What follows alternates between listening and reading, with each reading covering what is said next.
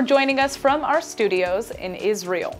I'm Natasha Kirchuk here with ILTV's Morning Briefing.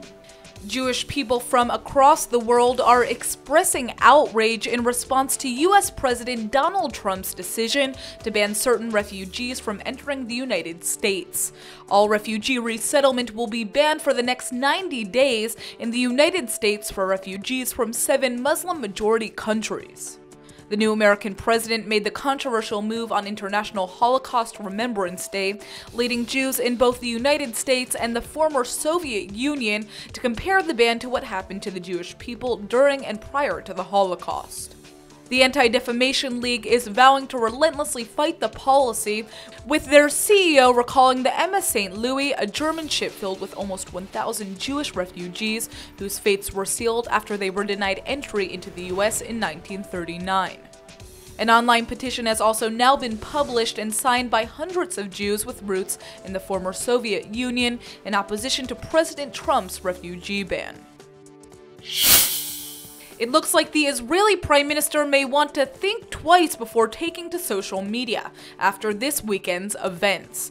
Netanyahu praised U.S. President Donald Trump's plan to build a wall on the southern U.S.-Mexico border on Twitter yesterday, sparking outrage in the Mexican government.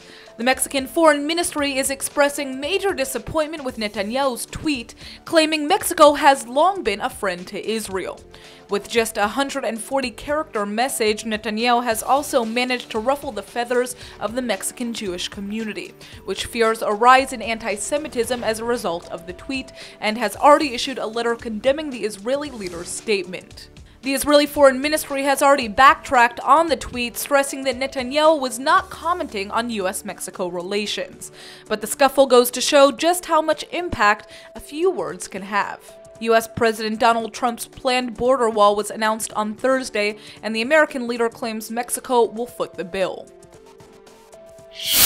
The Knesset is closer than ever to passing a controversial bill into law that would legalize around 4,000 housing units in the West Bank that are allegedly built on privately owned Palestinian land.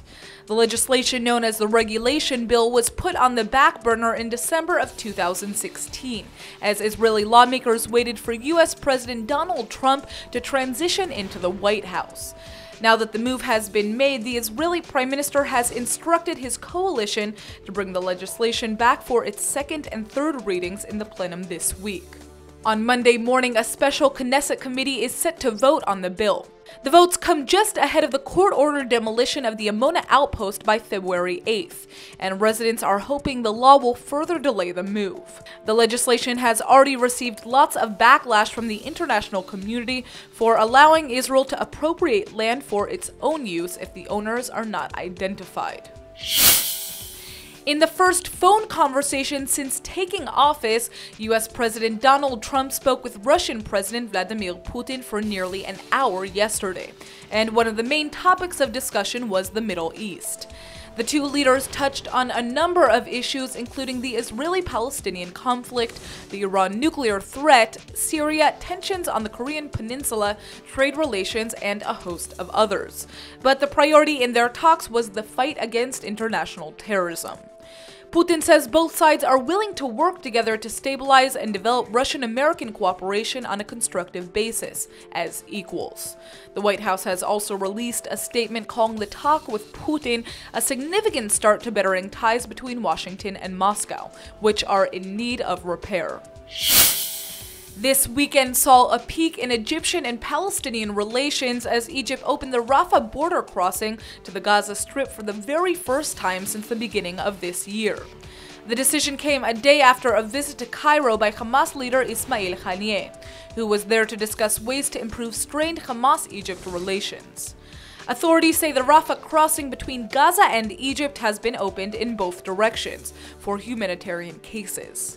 The border crossing is expected to remain open for the next 4 days. It's been kept sealed since a terrorist attack in Sinai in October of 2014, and Egypt has continued to accuse Hamas terrorists of providing the weapons for the deadly attack through one of its smuggling tunnels under the border to Sinai.